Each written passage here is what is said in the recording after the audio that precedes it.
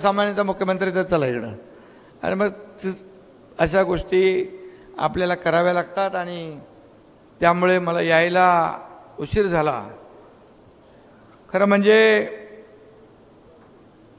श्रद्धा आणि सबुरीचा मंत्र देणाऱ्या साईबाबांच्या नगरीमध्ये आपण आहोत आणि पुण्यश्लोक अहिल्यादेवींचं आता आपण या नगरला नाव दिलं आहे, त्यांनाही वंदन करतो. पद्मश्री विठ्ठलराव पाटील, बाळासाहेब पाटील यांना देखील मी नमन करतो.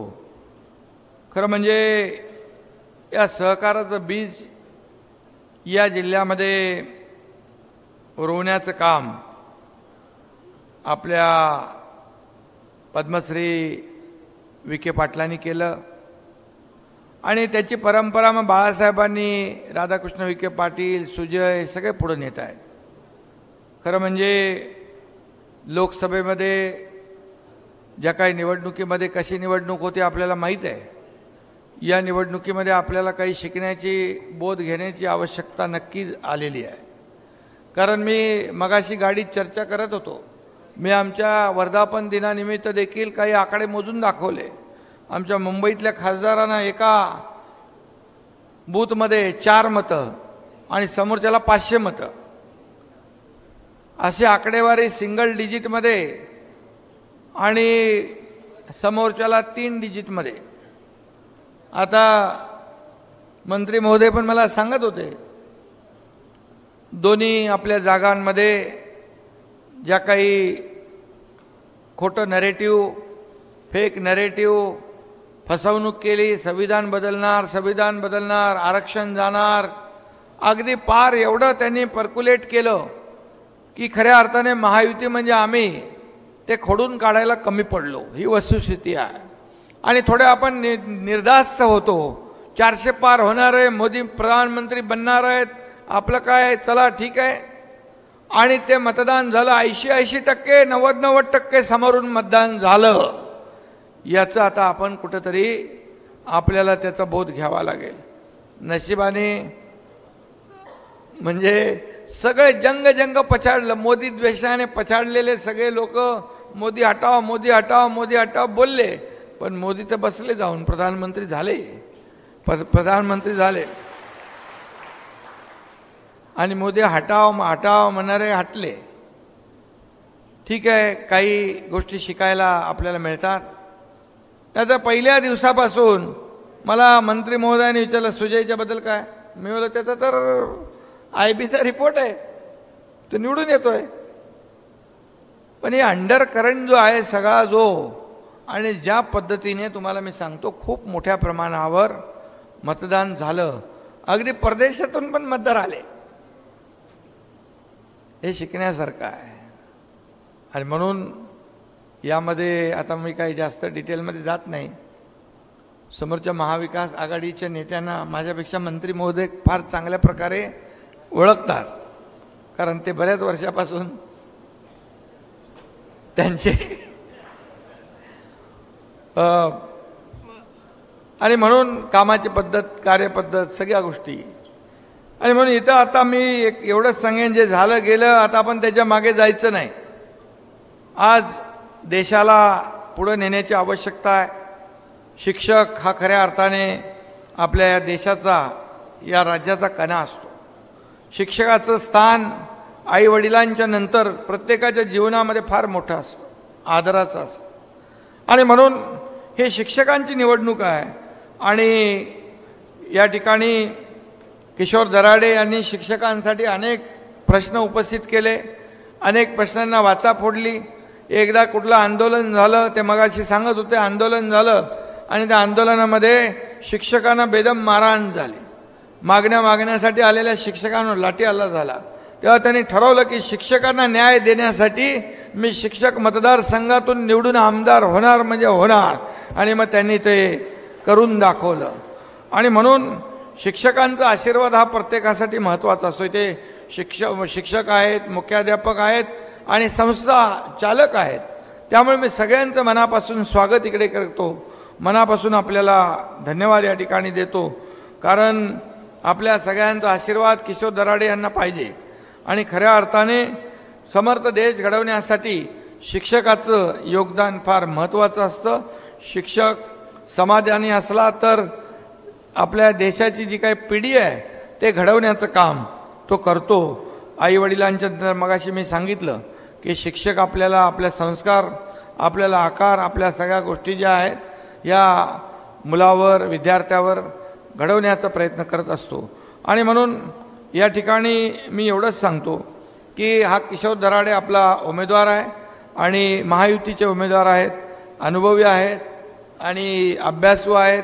त्यांना शिक्षकांच्या प्रश्नांची जाण आहे, संस्थांच्या अडचणींची जाण आहे आणि त्यामुळे नक्की त्यांची जी काही मी पाहिली पद्धत, विधान परिषदेमध्ये प्रश्न उपस्थित करणं, न्याय मिळवून घेणं, या सगळ्या बाबी पाहिल्या. आणि म्हणून मी आपल्याला एवढीच विनंती करीन की खऱ्या अर्थाने शिक्षकांचा मान सन्मान, आत्मसन्मान टिकवण्यासाठी, वाढवण्यासाठी, त्यांची प्रतिष्ठा वाढवण्यासाठी किशोर दराडे यांनी सातत्याने प्रयत्न केलेले आहेत. आणि म्हणूनच त्यांनी जे 2 वर्षात प्रश्न मांडले त्याचा साक्षीदार मी स्वतः आहे. आणि म्हणून त्यामध्ये शिक्षक सेवकांच्या तुटपुंजा मानधनात वाढ करणं, त्यांनी सातत्याने त्याच्यामध्ये पाठपुरावा केला. आणि जसं मी मगाशी म्हटलं की LIC वाले म्हणतात जिंदगी के साथ भी और जिंदगी के बाद भी, तसं आपल्या शिक्षकांचं आहे. शिक्षक सेवेत असताना पण आणि निवृत्त झाल्यावर पण दोन्ही स्थितीमध्ये त्याचा सन्मान झाला पाहिजे, सन्मान राहिला पाहिजे. यासाठी आपण बघा जुनी पेन्शन योजना मंजूर केली. कुणाला वाटत नव्हतं जुनी पेन्शन योजना मंजूर होईल, कारण ते फार मोठं बर्डन होतं, मोठं सगळं फायनान्शियल इम्प्लिकेशन होतं. परंतु जेव्हा बंद झालं, संप झाला, सर्व कर्मचाऱ्यांनी बंद केल्यानंतर मी त्यांना बोलवलं.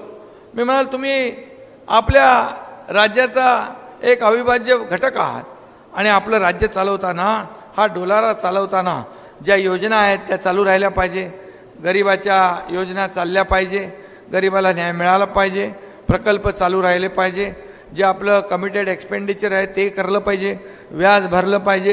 हे सगळं करत असताना आणि तुम्हालाही दिलं पाहिजे असा मार्ग आपण काढू. ते म्हणाले बघा आमचं पुढचं भवितव्य काय, आणि म्हणून आम्हाला जे काय आता नवीन पेन्शन योजनेमध्ये फार नुकसान होतं आहे, काही शाश्वती नाही आहे. आणि मग आपण ठरवलं, त्यांना सांगितलं मी तुम्ही संप मागे घ्या, आमचं सरकार तुम्हाला मदत करेल. आणि दिलेला शब्द आपलं सरकार पाळतं आणि दिलेला शब्द आपण पाळला आणि जुनी पेन्शन योजना लागू केली. आता त्याच्यामध्ये शिक्षकांचा जो विषय आहे, जरा मग अशी आपल्या उमेदवारांनी सांगितलं नोव्हेंबर 5 पूर्वी सेवेमध्ये आलेल्या राज्यातल्या सर्व शिक्षकांना, कर्मचाऱ्यांना जुनी पेन्शन योजना लागू झाली पाहिजे, हा देखील आमचा शब्द आहे आणि तो शब्द आम्ही पाळणार. एवढंच आपल्याला मी सांगतो. 20%, 40%, 60% अनुदान घेत असलेल्या शाळांना 2011 साली अस्तित्वात असलेल्या प्रचलित धोरणानुसार त्यांना अनुदान दिलं पाहिजे, ही एक त्यांची मागणी आहे. शाळांना वेतनेतर अनुदान 7व्या वेतन आयोगानुसार मिळालं पाहिजे, ही एक मागणी आहे. आणि आदिवासी आश्रमशाळेची कामकाजाची वेळ पूर्वीप्रमाणे 11 ते 5 झाली पाहिजे. ह्या मागण्या ज्या आहेत यावर सरकार, मुख्यमंत्री म्हणून आपलं सरकार सकारात्मक आहे आणि यामध्ये नक्की आपल्या मनातलं जे आहे इच्छा त्या पूर्ण करण्याचं काम आपलं सरकार करेल, ही देखील ग्वाही आपल्याला मी या ठिकाणी देऊ इच्छितो. आणि बाकी सगळं जे आहे, कंत्राटी शिक्षक रद्द करणे, त्यामुळे अर्जित रजा, प्रलंबित वैद्यकीय बिलं, फरक बिलं, वेतन आयोग हप्ता, हे अनेक विषय जे आहेत, हे विषय तर आपण मार्गी लावतो. त्यांनी देखील त्याच्यासाठी पाठपुरावा केलेला आहे. आणि म्हणून किशोर दराडे नेहमी शिक्षकांच्या बाबतीमध्ये संवेदनशील भूमिका त्यांनी घेतलेली आहे. आणि ज्या संस्था आहेत, या संस्थांना देखील आपल्या शेवटी संस्था आहेत, त्यामध्ये शिक्षक आहेत, विद्यार्थी हजारो लाखो विद्यार्थी शिक्षण घेतात आणि त्याचबरोबर अनेक कर्मचारी, हजारो कर्मचारी त्याच्यामध्ये काम करतात. त्यामुळे त्या शिक्षण संस्थाकडे काय ते वेगळ्या दृष्टिकोनातून बघण्याची आवश्यकता नाही, कारण तिथून देखील विद्यादानाचं काम, पवित्र काम त्या ठिकाणून होत असतं. आणि म्हणून संस्था ज्या आहेत त्या टिकल्या पाहिजेत त्यांच्या अडचणी देखील सोडवल्या गेल्या पाहिजेत या मताचं आपलं सरकार आहे. आणि म्हणून शिक्षकाचा जो काही मान सन्मान आहे तो नक्की आपल्या राज्यामध्ये आपल्या सरकारमध्ये नक्की यामध्ये ठेवला जाईल एवढंच मी या प्रसंगी सांगतो. आणि महायुतीचं जे काही सरकार आपलं आहे 2 वर्षात केलेली कामं आपल्या समोर आहेत, केलेले प्रकल्प आपल्या समोर आहेत. काही आपल्या शेतकऱ्यांचे जे काही प्रश्न आज तो विषय नाही आहे, परंतु शेतकऱ्यांचा पण आपल्याला त्याच वेळेस कांद्याचा विषय आला, दुधाचा विषय आला. निर्णय आम्ही घेतला दुधाचं 5 रुपये द्यायचं निर्णय आम्ही घेऊन चालू. काही ठिकाणी अंमलबजावणी काही ठिकाणी झाली, काही ठिकाणी नाही झाली. कुठे सोयाबीन आणि कापसाचे आपण 4,500-5 हजार कोटी रुपये ते आम्ही ठेवलेत. आता येत्या कॅबिनेटमध्ये तोही निर्णय आपण घेणार आहोत शेतकऱ्यांसाठी. आणि तुम्हाला मी सांगतो महिला भगिनी इकडे आहेत, महिला भगिनींसाठी देखील सरकारने अनेक योजना केल्यात. या पुढच्या काळात देखील अनेक योजना आपलं सरकार करणार आहे. महिला सक्षमीकरणाचं यूथ जे आहे आपलं तरुण आहेत, सुशिक्षित बेरोजगार आहेत, त्यांच्या देखील नोकरीचा प्रश्न, त्यांच्या व्यवसायाचा प्रश्न आपण मार्गी लावतो. ज्येष्ठांच्या योजना आहेत त्या देखील आपण मार्गी लावतो. आणि शेतकऱ्यांसाठी आणखी काय करता येईल ते देखील आपलं सरकार करेल. आणि त्याचबरोबर शिक्षकांसाठी जेवढं काय आपल्याला करता येईल ते देखील आपण करू. अनेक वेळा मागणी असते, शिक्षकांना वेगवेगळी कामं दिली जातात. हे काय संस्थांचं काय चूक नाही, सरकार त्याला काय काय इलेक्शनमध्ये निवडणुकीमध्ये हे काम करा ते काम करा अमकं करा, तर त्याच्यावर देखील सरकार सकारात्मक दृष्टिकोनातून विचार करतंय. शिक्षकाला शिकवण्याचंच काम मिळालं पाहिजे आणि त्यासाठी देखील आपलं सरकार प्रयत्नशील आहे. आणि म्हणून जे संस्था चालक इथे आलेले आहेत त्यांनाही मी मनापासून धन्यवाद देतो. खरं म्हणजे आता मागचं जे काय झालेलं आहे त्याचं आपल्याला काहीतरी भरपाई पाहिजे का नाही. सुजय काय नाराज होऊ नको, आपण लढणारे आहोत, लढून पुन्हा लढू, पुन्हा जिंकू.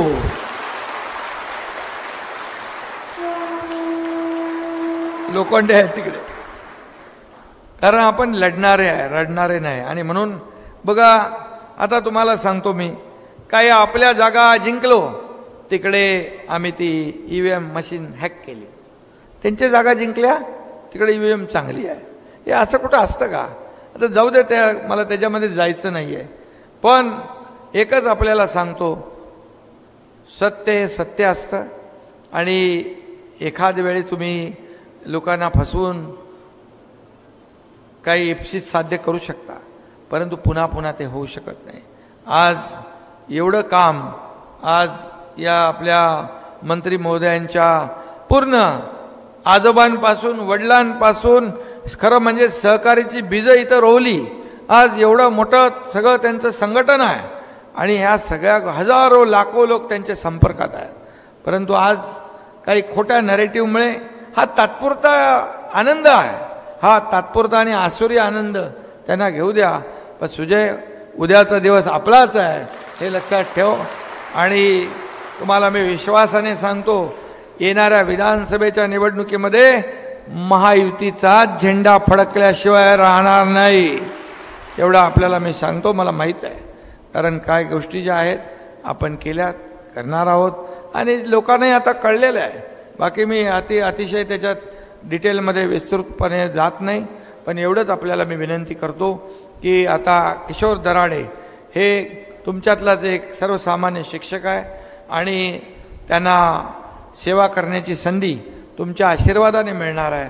आणि म्हणून काही लोक म्हणाले, अरे मुख्यमंत्री त्या नाशिकमध्ये पहिल्यांदा शिक्षक मतदारसंघाच्या निवडणुकीसाठी आले. बघा, मी तुम्हाला आज सांगतो, मी जरी मुख्यमंत्री असलो तरीसुद्धा मी आजही कार्यकर्ता म्हणून काम करतोय आणि कार्यकर्ता म्हणूनच काम करणार आहे.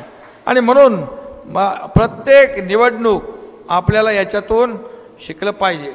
समोरच्या लोकांनी काय काय केलं त्याच्यातून शिकलं पाहिजे.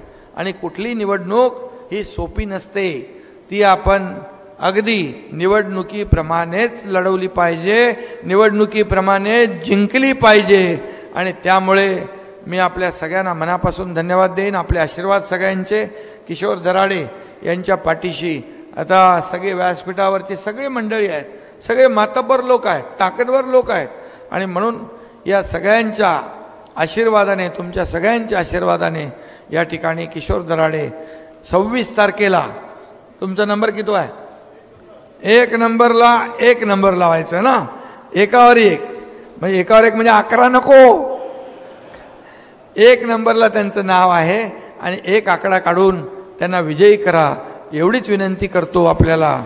आणि पुन्हा एकदा धन्यवाद देतो.